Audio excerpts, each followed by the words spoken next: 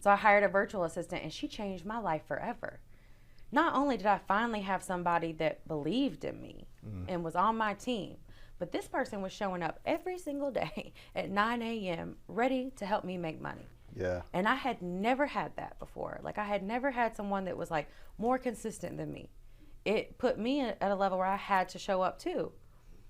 So when I realized, oh, this is how you really skip the line, is hiring a team so you can do twice as much.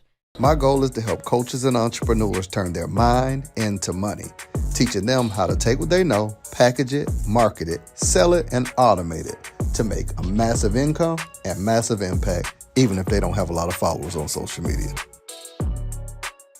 If you're watching this video, you're about to make a whole lot of money. Well, I'm excited about today's episode because I get the opportunity to interview one of my favorite people. Serial entrepreneur, but most importantly, phenomenal person. Everything from survival, strategy, business operator. I think you guys will learn so much from this person. I remember meeting her, and you ever meet someone and you feel like you've known them forever in a matter of seconds, and we've continued to stay in touch. So I kept saying, I gotta have you on because I know the impact it'll have on so many of you. I don't want to let the cat out the bag. I want to let her share your story. But one of my favorite people, Brittany Bettini. How you doing, family? I'm so happy to be here with you. It's an honor, so thank you so much for having me. Man, it's my pleasure. You know, I've said it a few times. I think you thought I was just talking. Kept saying, I gotta have you. Because here's what's amazing. I was impressed with you from the moment I met you. From humbleness, professionalism, execution. Like, you're one of those people. Like, I was telling someone, I feel like most good ideas die out because it don't make it out of people's head. What I've watched with you is you get an idea and you're going to press the gas and run all the way through. Like, what developed that? Like, how do you get to a place that there's no gap between it? I've seen you, since I've known you, I've seen you start multiple businesses, but what is it about you that this tenaciousness, this hard working, how did you become this serial entrepreneur? So honestly, it's probably not really healthy where it came from. It came from surviving. Like, wow. And it's just this past year that I started getting into some real personal work with myself and actually having to slow down because I came from a place where I was like, I've got to make that next dollar. I've got to make more money. Got to take care of my family. And so that when I figured out that entrepreneurship was the answer to all those problems, I went crazy. I'm obsessed. I'm obsessed. I think that in order to be a successful entrepreneur, you have to be some level of obsessed with what you're doing anyway. So that's where mine comes from. I wake up every day and I'm like, how can I go harder and be the hardest working person in the room? Wow. Here, for some that don't know, they don't realize you are a 7-figure serial entrepreneur, right? So this is not, you're not beginner stages trying to figure it out. And some would hear that, you spoke about survival. But for those that don't know, give them kind of your, not full backstory, but just some of your businesses. What it is that you do on down the line, just so they can get some context. So I got the taste of entrepreneurship because when I first left a really scary domestic violence situation, I took over my family's janitorial company. Mm-hmm. So I had all the jokes about I was the janitor, and if they needed something cleaned up, they would call me and all this and that. And I decided I was going to turn that into a 7-figure business. My family had been trying to hit that mark for 20 years and just couldn't do it. And I was like, I can do it. So that's what gave me the real first taste of entrepreneurship. And then when I realized that's where that obsession kicked in, I was like, oh, I want my own businesses.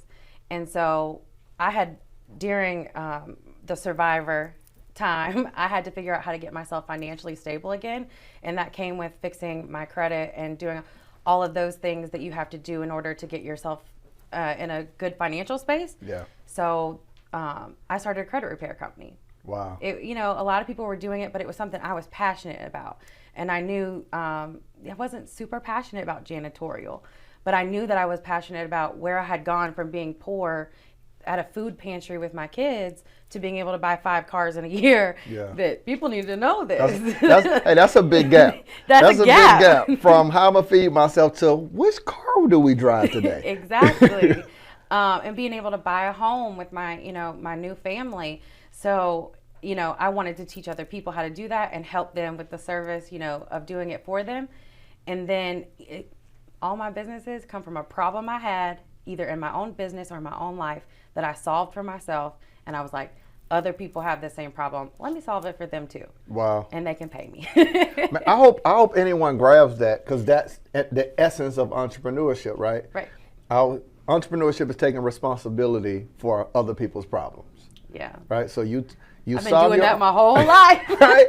So now it's like you took responsibility. If it's a few things you mentioned, from taking on your family's janitorial business of over 20 years, they're trying to get it to pass to the 7-figure mark. Where did that confidence come from? You made the statement. You was like, I'm going to be the one to do it. Where did that come from that you believed that you could be the one to do something that they could? It's not that they didn't try. Right. Right. So that you could be the one to do something that they couldn't accomplish in 20 years. I knew where the holes were in the business. I knew that they were stuck in a place of everything was on paper. Everything, so I was able to bring some technology into the business. I was able to cut some places where, we were getting taken advantage of and payroll. So I was like, if I can cut these costs, I'll have more money to invest in growing the business. And so also, I don't like being told I can't do something. I spent many years with a person who told me I was not going to be successful. I was not this, I was not that. And so this was my first opportunity to prove that person wrong. And I know that you shouldn't build your life off of trying to prove someone wrong, but in the process of proving that person wrong, I proved to myself that what I was really capable of doing. And then once I figured out that there was absolutely nothing that could stop me, it was like anything I wanted to do, I was like, yeah, let's just do it. There was no more second guessing myself. I don't know, will I fail? Will I go broke? I was like, well, if we go broke, now we know how to do it better the second time. Wow. So wow. I've been broke. I ain't afraid of broke no more, because I've been like at a food pantry. Yeah. Let's go backwards, right? So we understand now, and we didn't even get into even some of your other businesses, right? So from janitorial business, credit repair business, you have a phenomenal staffing agency. Yeah. Hire my VA. I need a VA. I need a VA. I'm sorry. Yes. I need a VA on down the line, where you're solving a problem for entrepreneurs, coaches, service providers on down the line, trained staff that you provide for them. Another successful business, successful family. But let's go backwards. Hearing about food pantry, people verbally beating you down, and you were talking about struggles you went through. I know some of your story, but kind of take me back to those low moments, that food pantry. How did you get there? What was life like for you before 5 cars, before multiple businesses, before payroll? What was life like for you then? What's that story for you? I married my high school sweetheart. Okay. We, just like that first love thing, it gets ingrained in you real deep, okay? And I was just like madly in love with this guy who really just didn't appreciate or treat me right. Yeah. Physical violence, broken bone. I mean, it was bad. It was really bad. I wasn't really allowed to work, or, I've always been a very motivated person. College, high school, even after college, I worked in a bank. I really wanted to make something of myself. And then I got in this, marriage with a person who tried their best to take all of that away from me and just completely put out that fire in me. Yeah. And then it got really, really bad, and to the point where I thought I was going to lose my life. And I had these children that were looking up at me like, are you okay? Or looking down at me, honestly, literally looking down at me on the ground saying, are you okay? And I was like, no, I'm not okay. And none of this is okay. And this is not what God intended for my life. And so I'm going to do something different. So I left in the middle of the night, and I never went back. And it was scary and terrible for those first, that first year. I was at rock bottom. My car was messed up. I didn't have a car. My landlords came to our house and said, you can't afford this place without your husband to pay for it. So you have 30 days to get out. So I was homeless. Couldn't get approved for an apartment without a cosigner to even have another place to go, and had to have some dude I was dating for like 3 months co-sign for me an apartment so I could get a place for my kids to live. I was just financially and emotionally ruined. And when I started rebuilding my credit and my financial space, and then got a job at, this is going to sound so crazy. I got a job doing medical collections. This is how I really learned how to repair credit, because I knew the laws from the other side. Wow. Got a job in this call center, and they did bonuses when you hit certain numbers. Like if you could get this much money collected, you got these bonuses. I needed those bonuses to survive. Those were non-optional for me. Those weren't like, oh, good job. Yeah. I was like, oh, if I get that, I can actually pay my bills this month. So I hit every bonus. And this fire started to get lit in me again that had been kind of put out. And once I got that competition drive again, they took the bonuses away because I was hitting them every month. It's a few things, right? So we got to go back. How long were you in that relationship? I know it was a high school sweetheart. How long were you guys married? How long were you in that relationship? We were married for 6 years. Wow. And he had moved away. So we were together when we were 14 and 15 years old, and then he moved away, and then we got back together later on in life. So there was like a little gap in between, but he was my first love. And then never got really over that. So, yeah. How did you develop the strength to walk away? The reason I ask, I read so much about women who go through so much, men who go through so much, families who go through so much, and the struggle of it, because it's the financial side of it, it's the emotional side of it, is, hey, I've got kids with this person, this is how I have a place to live. What was going on in you that made you, and I'm sure some of those same strengths are present for you as a CEO, a boss, entrepreneur, this development, right? But what some of those things that you feel like that you were saying to yourself that allowed you and built the muscles, the strength to say, I'm out of here? So it started when I got a job again. I had gone a real long time without working, but then financially everything got so bad that I had to get a job again. And then I started getting that sense of freedom back, and that was not a fun place to be. Like, he didn't like that.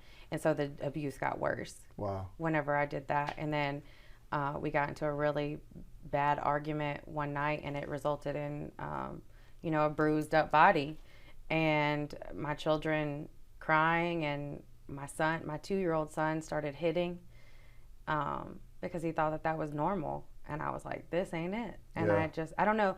I think that everything I've done in my life has come from some type of epiphany.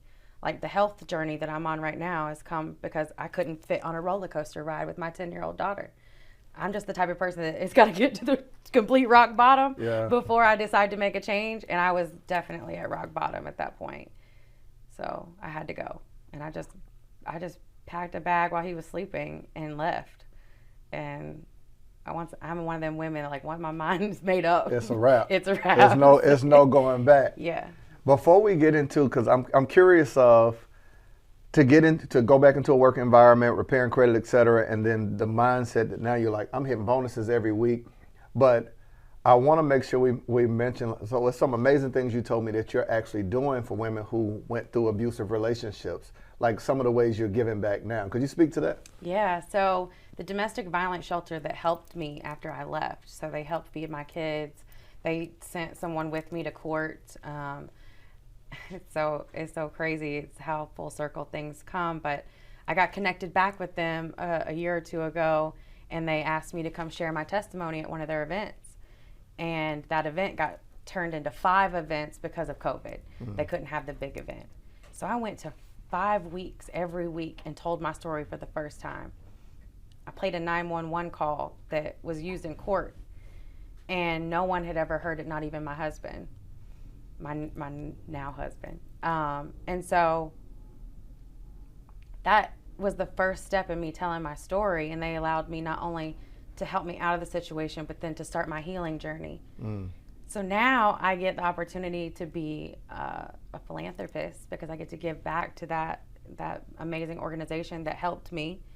And I have the contract to help them with their social media management and, help them with staff to help, their business now or their nonprofit organization. Wow. So went from taking from them to turning around and giving back to them in multiple different ways. I'm friends with everybody who works at that organization now. It's just crazy. How does it feel? The reason I ask is because I do a very bad job of living in the moment. Yeah. Right? It's always the next, and most entrepreneurs are. We're obsessed, right? It's Yeah. the next goal, then the next goal, then the next goal. But to pause and say, man, I'm not that same person that I was at the moment that my kids and I were trying to figure out how to pay bills, how we're going to feed ourselves. Nor am I the same person that's in this abusive relationship now. You're looked at as the inspiration to people that are in that situation, and you're giving back to the organization that gave you. How does it feel? I sit in my car sometimes and just bawl. Like I'm the same as you as far as like gotta get to that next thing, but every once in a while it'll just hit me like a ton of bricks. I'll be doing something very simple like driving in my brand new car to get my laundry picked up because I don't have to do laundry anymore. Wow. Or, you know, like taking my mom to the store, who I used to go to her house and shop. You know, like I would go to her house and be like, I need toilet paper, I need this, you know, and now I take her out and fit the bill for everything, or like be like, oh, when we get at the cash register, I got yours. I'll just like get in my car and be like, ooh, you know, just start bawling, crying, because I am so grateful. I have so much gratitude that, you know, I get to do what I do. I get to do these businesses that I love, that I'm passionate about, and I also get to take care of all the people I love. Wow. Wow. Such an amazing, like your story is so amazing. And like I say that for real because every time we talk, I learn more and more and more about you. And like for some that doesn't know, we connected at a conference. Yeah. Like we were at a conference and I spoke at the conference and just. I tried to throw my credit card at you. Even in that, right? So from where you were, and this is so many things that about your story I feel like will impact and benefit people. I see where you've come from and kind of where you are now. First thing I would ask, what made you make the decision to work with me? You know, some understand you were a client of mine, turned family, right? The reason we set up the Monetize Online Business Blueprint, every other program I was in is known as university, academy. I didn't want that. I was like, I want to treat my clients like family. Mm-hmm. I want to be accessible. Any information I have, I want to give to them. What was the deciding factor that was like, I want to work with him? So my husband and I talk about this all the time because we were there together. I was speaking at the same conference, but when I go to conferences, I consider myself a baby in entrepreneurship. I'm like new money, okay? Whenever I go to a conference, you're not going to find me in the green room or in the dressing room. You're going to find me in the audience with a notebook, because everybody else that's speaking on that stage knows something I don't know that I need to apply to my business. And so I was sitting there and you came up onto the stage, and I had met you the night before just briefly, but when you came up on the stage, it was like, I looked at my husband and I was like, I don't know how much it costs, but I'm going to pull out the card on this one, because it was like finally I felt like I had found someone that explained things in a way that I could actually understand them and, you know, make me laugh and get excited. Like, you made me really excited to work with you. Wow. Before, you know, there was no pitch. There was no, like, I came to you. I tried to, like, cut you with my credit card, you know? And so being that I am a market researcher. Yeah. So the way that I've built my businesses is I look at what people are doing right, and I apply that to my business in a way that's not cringy. And then I look at what people are doing wrong, and I'm like, oh, let's not do that. Yeah. So the way that you sold me without ever trying to sell me I was like, oh, I need to learn how to do that. And who better to teach you than the person who did it to you? So that's why I was like, I need to know how to speak to my audience in a way that they feel like they need to pull out their credit card. The urge for me to get in my wallet and like give you my money without even knowing what services you offered was something I was like, I have to learn how to replicate that for my people. Wow. Here's why I asked that. The reason I ask it is because we were talking about your backstory, right? Just what you went through, not going through a season of not having anything. There's a lot of entrepreneurs that follow me, watch, etc. And most of us have some traumatic experience that happens, not to that extent, or something financially, or I have times, I got my $11.37 story, right, where I had nothing. And all of us had to break that and still invest in ourselves. So do you feel like, and I think it'll be, to ask you, and I think it'll be beneficial for others, how were you able to just, I'm investing in myself in that way, versus feeling like, no, I'm going to hold on to this money because I know what it's like to not have. Because that's the balance. You want to hear a secret? Absolutely. You were the first coach I ever hired. Really? Mm-hmm. I never knew that. I had never hired a coach. I had no intentions of ever giving anybody my money to teach me something I could figure out on my own the hard way. I'm one of those people that are like, let me hold this real quick. You survivor thing. And you said something on stage that day. You said, how do you expect people to pay you to coach them if you won't even pay a coach yourself? Wow. And I was like, ow, that hurt, you know?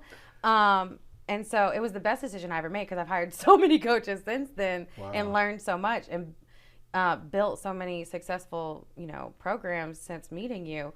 But yeah, first time I had ever done that, I don't really know what it was other than that hurt feeling I got of you telling me about myself.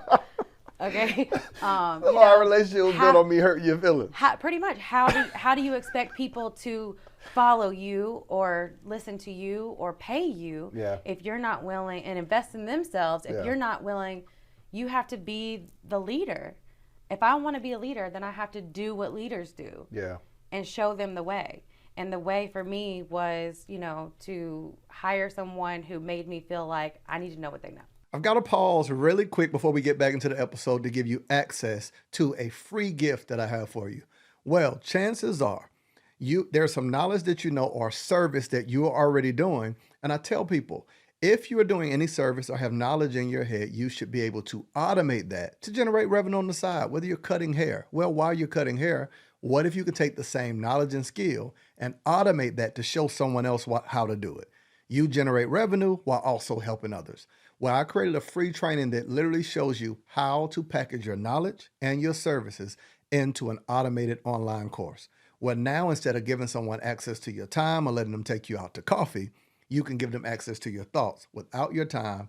It generates money for you, but it also helps other people. So you can type www.monetizewithmarcus.com and you can get access to a free video training that shows you how to do it. Let's get back to the episode.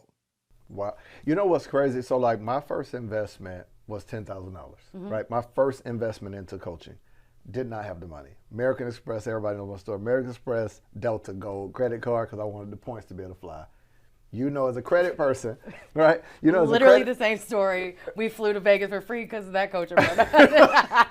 Right? So because of like credit, they gave me $13,000 on that card. It wasn't the charge card where it's no spending limit. It was the credit card, and I charged 10 on it. And all of my friends tried to talk me out of the investment because they're like, man, you can figure this out. Now this is 2014, so like Google was a thing, but it wasn't like that. It wasn't as many resources on YouTube on down the line. Yeah. I still look back and feel like it was the best investment I ever made because it broke something in me. I realized I wasn't spending money with a person. I was believing in myself. The exchange of that money was proof that I believed in me. Absolutely. And sometimes we think, oh, I'm spending money with, no, it's a belief to say, man, I believe in me so much. I'm going to use this. It broke something in me. It educated me. It sped up my process. It introduced me to digital marketing. It also helped me with being able to feel confident in my pricing because I knew how much I had invested in my knowledge and my education. And, I went to college and I don't think of that the same way. And people don't think of it the same way. But once I invested in coaching and I knew that not only did I get to skip the line and avoid a lot of mistakes that I had to make in previous businesses, but I also, now I'm like, oh, if I paid them this much, then there is absolutely no reason these people should not pay me this much. Yeah, the confidence increases. The confidence increase, which I needed. I've been beat down for a long time, and I have a way about me that exudes confidence. But there's still a part of me that second guesses and deals with imposter syndrome really bad. And so having that confidence of, okay, I've invested in myself. I'm worth this. Wow. And if you can't play with this, then we got financing options. I love it. So from janitorial business that, parents was running for 20 years, you take over and you run the bag up to 7 figures, to a successful credit repair business, to now, like kind of speak to what's your main thing now that you absolutely love and ways you're helping people? Oh man. So I hired a virtual assistant for myself. Okay. I had a newborn baby in the middle of a pandemic, trying to run a janitorial company and a credit repair business. Wow. I was in the shower every night crying. My husband's not an entrepreneur. I love that man with everything in me, but he doesn't understand and he thinks I'm crazy. It works, okay? Right. But he did not understand. So he wasn't a whole lot of help in running the businesses. And I was burnt out and I wanted to quit. And so I was talking to one of my mentors or friends, and he was like, you need to hire a virtual assistant, call this guy. And I was like, all right, cool. So I hired a virtual assistant, and she changed my life forever. Not only did I finally have somebody that believed in me and was on my team, but this person was showing up every single day at 9 a.m. ready to help me make money. Yeah. And I had never had that before. Like, I had never had someone that was like more consistent than me. It put me at a level where I had to show up too. So when I realized, oh, this is how you really skip the line, is hiring a team so you can do twice as much. Every entrepreneur says it. We gotta learn how to clone ourselves. I got the clones. Yeah. I got VAs. So that's what made me start the VA staffing company. Was I figured out that this was the answer to my prayers, not just my problems, but my prayers of, how do I keep going? How do I do all this? Everybody wants to be a boss, but they don't want to hire a team. You're not. Who are you the boss of? Ooh. You're the boss of who? Say it again. So the first step, was hiring my own team and then trying to explain to everybody else, you can't do this alone. Yeah. Solopreneurship is not glamorous. It is a slug and it is hard, and if you don't have a team, it's not sustainable or scalable. Yeah. There's only so many people you can talk to in a day, but I tell you who can talk to a lot of people. So I was in Vegas a couple days ago. I won 40 Under 40 Business Award. Congratulations. Thank you. So there's 40 people in that room. I got to talk to about half of them, but I had everybody's name in the book. They gave us a book and a plaque, and it's on social media who was on the list. So the moment I got home from Vegas, I sent the list over to my team. I said, I want you to FBI search every single one of these people. I want to know their email addresses. I want to know everything about them. And then I want to, the people, this is the list of the people I met personally that I spoke to. This is the message I want you to send to them. These are the people I didn't get the opportunity to speak to. I want you to reach out to them and let them know that I am so sorry I didn't get the opportunity to speak to them, but I would like to set up a call so I can talk to them on the phone. Wow. I don't have time to sit around and make 40 phone calls, but my team does. And my schedule will be booked out for 2 weeks straight because I'll be on phone calls with people who not only do they already respect me because we were at the same awards thing together, but they're going to be like, how did she reach out to all 40 of us? Because they don't have the team yet. Yeah. So, and it's an opportunity for you to provide that for them. Here's what I would ask. So what I love about your business model, everything you've done, you did it for yourself, and then you realize other people need this. Mm-hmm. So even hearing how you've been able to build this staffing company, what are some of the services, let's say an entrepreneur like yourself that's in the shower crying, burned out, a single mom. And here's what's important for people to understand. You don't have to just be an entrepreneur to get a VA. Mm-mm. Right? You can be a single mom who needs to order groceries. You want to hear what I do? Yeah. So my children wanted me to be the PTO mom, the classroom mom. And I knew my schedule didn't allow for that because I had done it in the past. And I came to a conference somewhere and I was talking to someone else about what they use their VAs for. And she was like, my VA is the classroom mom. She just sends all the emails out to everybody from my email, and she organizes everything, sends out the check sheets, even goes as far as ordering the stuff on Amazon to make sure that it's to my house so I can take it to the school. I got right on the computer. I was like, we got to do this today. Because it allows me to show up better. Yeah. It allowed not just for my businesses, but for my whole entire family. Sometimes your parents are needy. They don't know how to do a spreadsheet, or I have a VA that will help me with just about anything. An executive assistant that plans all my travel, that makes sure I have gifts for people on their birthdays. I look so much more professional I'm really not professional. I'm a hot mess. I am all over the place. I think I have ADHD, and I like to just really sit around and vibe out to rap music and just hang, but they make me look like I'm this huge multi-billionaire entrepreneur just because there's like 10 of me. Yeah. So talk about what it looks like. So if someone comes to you, work with you and say, hey, Brittany, I need a VA. Yeah. Like get it? Right? Pun intended, right? So I love even the name of it. I Need a VA is the name of your staffing company. They come to you and they say it. I need a VA, right? What's that process looks like to work with you? And then we'll go into like how you train your team. But what does that process look like? How does someone work with you? So I wanted to do it differently than a lot of the other staffing agencies. So I wanted to make sure that they get someone who's specifically for them. And has experience in whatever it is they're trying to do. So the first step is you jump on a call with me.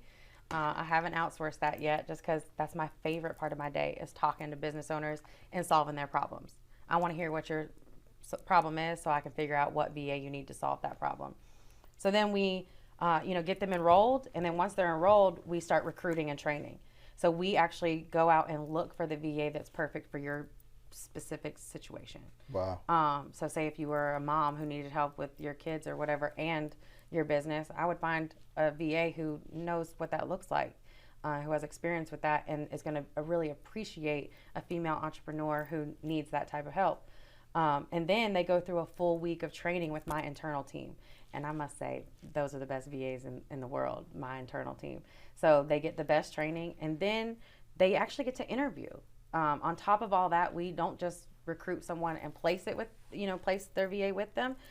They get to pick their VA. So 3 or 4 people in a room, Zoom room, and they invite them in one at a time. They get to ask them questions. Of course, our VAs are in the Philippines, so they get to hear their communication skills, all those different things, and then they get to choose who they want to work with. And then their VA just kind of jumps in and helps them with whatever it is they need help with. What's amazing about your process is you streamline everything for the entrepreneur. Some people are afraid and they're saying, okay, I need to hire somebody, but I don't know what questions to ask. I don't know how to interview them. Or someone would say, I don't know how to find them. The fact that you guys are finding them, training them. We even give you interview questions to ask. Like we're like, well, they're just like samples, but like we'll send over a document, a digital product that says, hey, if this is a lot of our people are new entrepreneurs. If you've never done an interview before, here's some questions that can help you make your decision. Wow. And then we train the person who's never been a boss before how to be an effective leader. Because first of all, I don't tolerate people mistreating my VAs. I wanted to create a company culture where VAs felt that they were safe, they were loved, they were taken care of. For a lot of people, the industry feels like slave labor because there's low wages and there's people in a developing country that, we expect to show up no matter what. Not at my company. My people are treated well, they're paid well. We created a company culture that's family. Yeah. I saw you did something amazing. Number one, seeing your meetings look so fun. I want to close my companies down and come work for you. You guys are laughing, having fun, music playing, as well as I saw like celebrating their birthdays and cakes and on that. I'm like, how did she get a cake to the Philippines? Yeah. What made you create that type of company culture? Because you don't have to. You know what I did? When I started my company, my VA, Mitch, so she was my first ever VA. When I hired her, she was too scared to answer the phones. But I saw something in her that reminded me of me, scared but ready to go. And so I invested a lot of training and, money into building her up. So when we started the VA company, I was like, I don't want to build this. I want you to build it. Because I know what it's like from my side. So I know what the customer wants. I'm not worried about the customer right now. In order to take our first customer, we have to have a team of people. So I had her build the team. I had her tell me what would make it the perfect place to work. What kind of bonus schedules do we need to have? What type of incentives for signing on should we offer these VAs?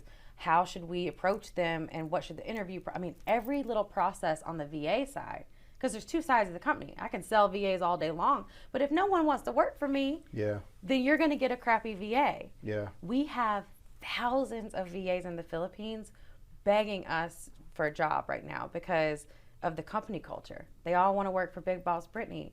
And it's just because I genuinely love these people. Yeah. Like, I'm going to the Philippines this year, and we're going to throw down. Listen, tell me when. You know, that's my favorite area. Yeah. There and Thailand, Bali, like I love it. I've never been, but I'm going this year, and I'm going to really, I mean, we opened I Need a VA in June of last year, and we're on track to do $1 million our first full year. That's amazing.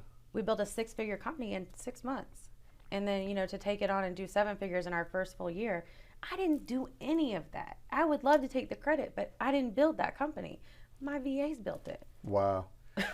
For someone listening, number one, another one. Another 7-figure company, another one. And it's amazing, number one, you can see why you're one of my favorites from the humility that you have, from your work ethic to how you treat people and your integrity. You know, I rock with you forever on a lot of those things. Here's what I would ask. What do you feel like, people always talk about what they got right, but before we get to that, what are some of those, I would say, money mistakes you feel like you made while building, like on the road to 7 figures? That thing is not always glamorous with sidewalks and no potholes, right? So on the road to not one, but multiple companies to hit 7 figures. What are some of those mistakes you feel like you made that you can help somebody else avoid? So one of the biggest money mistakes that I've ever made was taking on a client for far less than what the job entailed.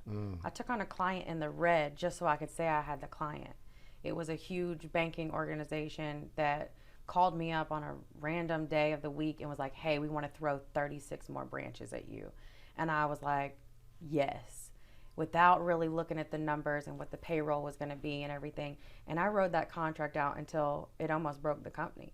I was paying, like, what's a 7-figure company if you're paying out 6.5 figures in payroll? Yeah, You know what I mean?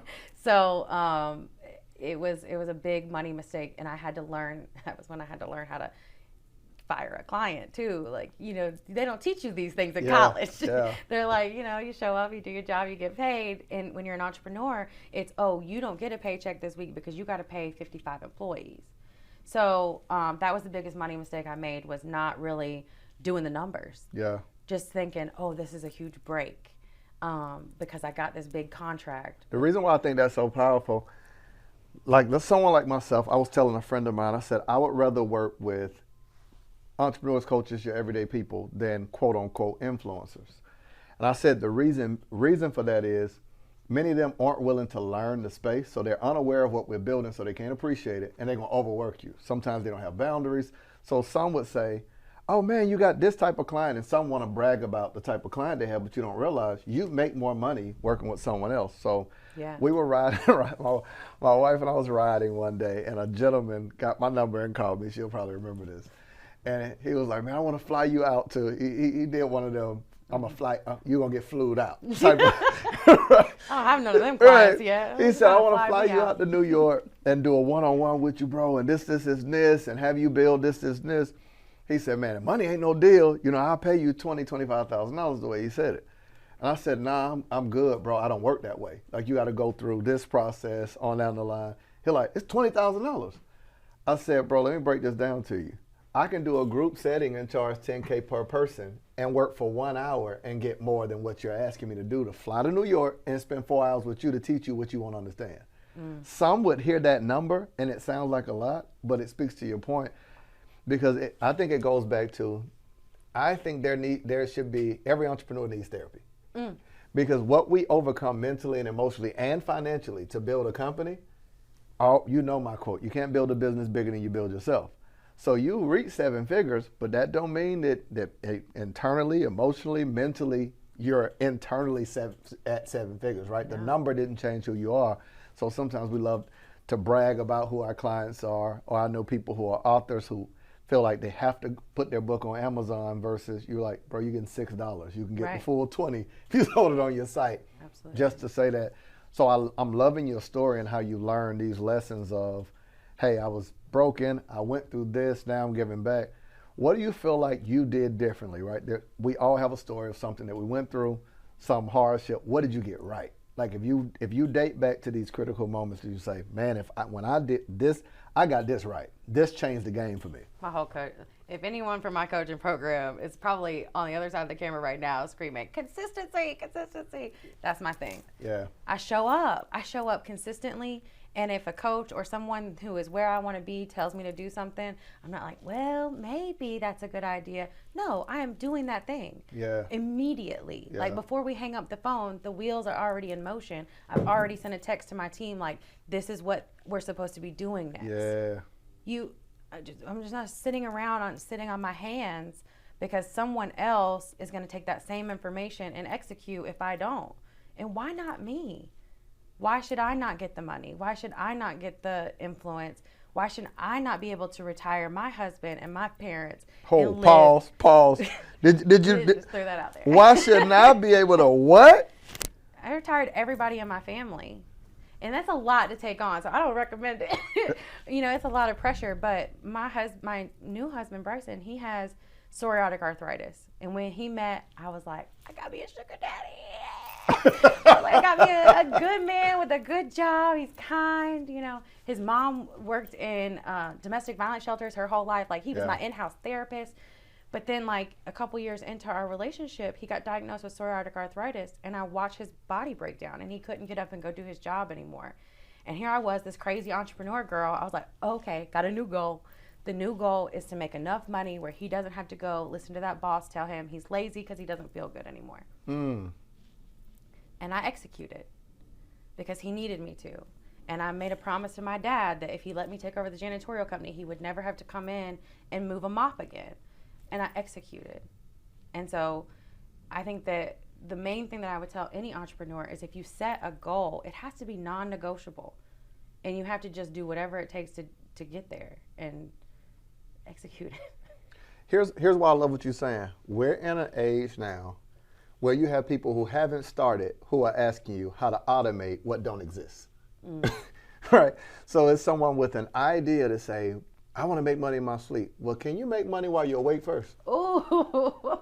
Like, can we at least... Can we show up? Yeah. I have an internal team of 14 people, and I'm the first person in the office every day, and I'm the last person to leave unless I'm on vacation. And I barely take vacation.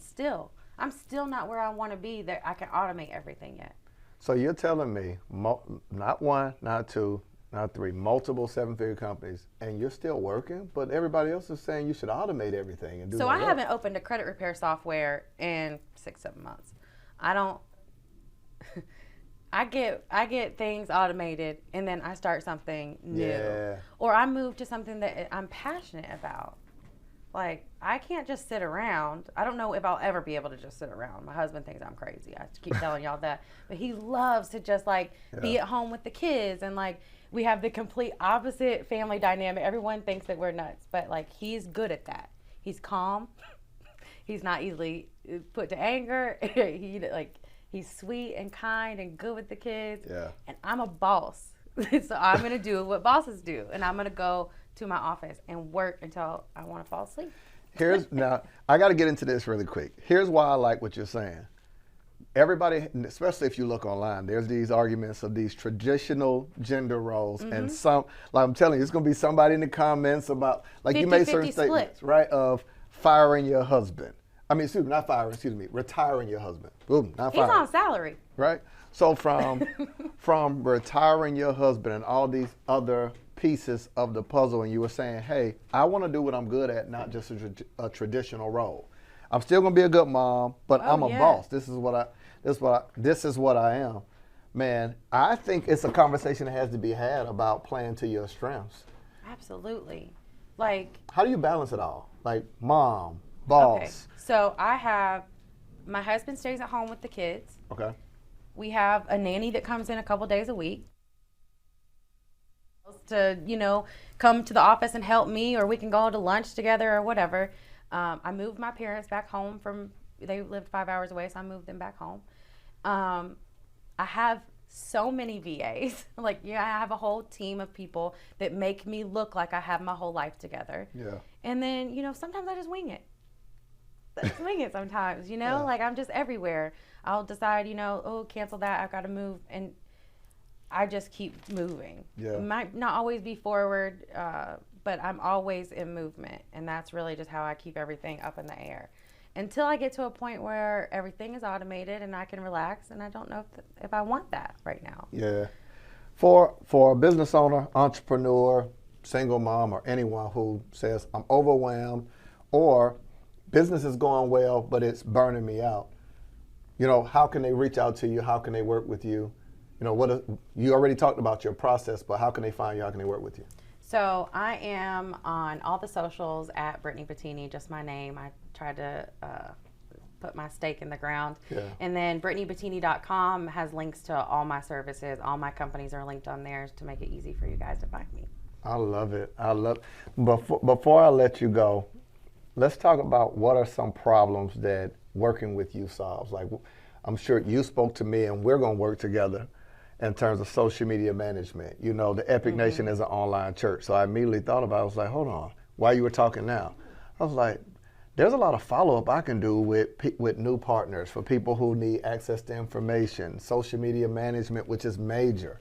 You know, we're in the process of building a media company. Yeah. So I'm like, long-form content, editing, posting on TikTok, shorts, all of that. You know, so what are some other things that your company can provide for entrepreneurs to help them grow their business? So pretty much anything that needs a human touch. So we have lead generators, sales agents, social media managers. We even have a service now where we had a lot of people that hired a VA that wanted them to do social media management. They're like, why doesn't it look like yours? And I'm like, well, because I got 5 VAs doing my social media. Yeah. So now we created a team, and we'll bring it all in-house and do it all for you.